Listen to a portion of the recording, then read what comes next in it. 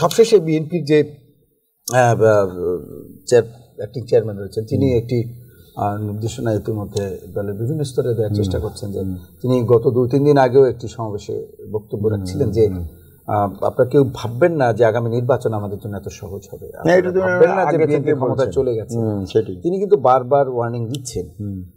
তারপরেও কেন বাংলাদেশের বিএনপির নেতৃত্বের এই যে আমরা দেখছি যে তাদের যে গ্যাপটা মানুষের কাছে যাওয়ার কিংবা যে তাদের যে আস্থা জায়গা তৈরি করার জনসাধারণের মাঝে, এই গ্যাপটা কেন?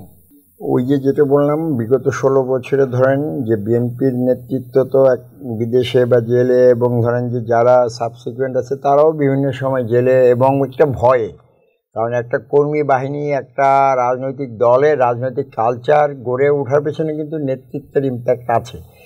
এটা তো 16 বছর বিএনপিকে এই কর্মী থেকে নেতৃত্বদেরকে মানে জেলে বন্দি করে রাখা, বা তাদেরকে দৌড়ের উপরে রাখা, তাদেরকে মানে এই মাঠে নামতে না দেওয়া, এবং তাদের কর্মীদের নিয়ে একটা যে ইন্টারাকশন, বিভিন্ন রাজনৈতিক কর্মকাণ্ড, সেগুলো না করতে পেরেছে। তো এটা আপনার একটা ইম্প্যাক্ট তো আছে দীর্ঘমেয়াদী, 16 বছর কিন্তু কম না। This is one. তারপরে ধরেন যে গত 16 বছরে তারা দেখেছে যে যারা ফ্যাসিস্ট সরকার বা তার সহযোগী, তারা সবাই এটা কি করেছে। ধরেন যে মানে 1000 টাকার মালিক ছিল, সে 1000 কোটি টাকার মালিক।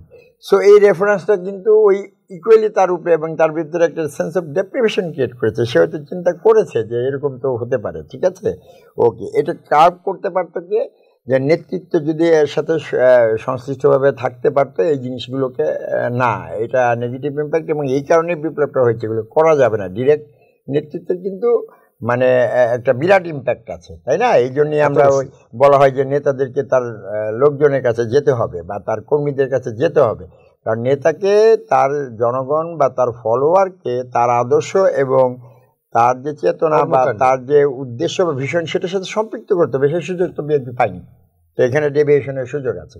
আর তারপরে পরবর্তীতে বললাম যেটা আমি, যে 5ই আগস্টের পরে যে একটা সিচুয়েশন, সেটা আমার কাছে খুব প্লেন সিচুয়েশন মনে হয় না। আপনি আমাকে আমার সামরিক জীবন বা আমার এই নিরাপত্তা বিশ্লেষক বা যেটাই বলেন, জিনিসগুলো খুব প্লেন মনে হয়নি আমার কাছে। হ্যাঁ, এখন বিভিন্ন ব্যাখ্যা থাকতে পারে, বিভিন্ন কারণ থাকতে পারে।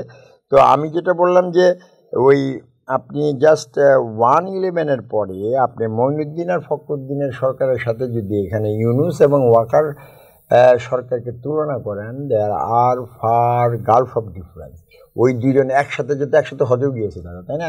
সো পুরা ন্যাশন দেখেছে যে দুইজন, কারণ তত্ত্বাবধায়ক সরকারের তো রাজনৈতিক সংগঠন নেই, তার শক্তি কিন্তু তখন সেনাবাহিনী এবং প্রশাসন, এবং একসাথে মুভ করছে, পুরা দেশকে তারা নিয়ন্ত্রণ করেছে, কন্ট্রোল করেছে। এইভাবে এই সহযোগিতাটা কি আপনি দেখতে পাচ্ছেন এখানে? Is it A plan thing, যে এরকম হলে দেখাও যে না আগেরটাই ভালো ছিল, বা এই সরকার ব্যর্থ হোক? অনেক ধরনের চক্রান্ত হচ্ছে, কারণ এটা বিপ্লবের পরে প্রতি বিপ্লব ইজ এ ন্যাচারাল প্রসেস, তাই না?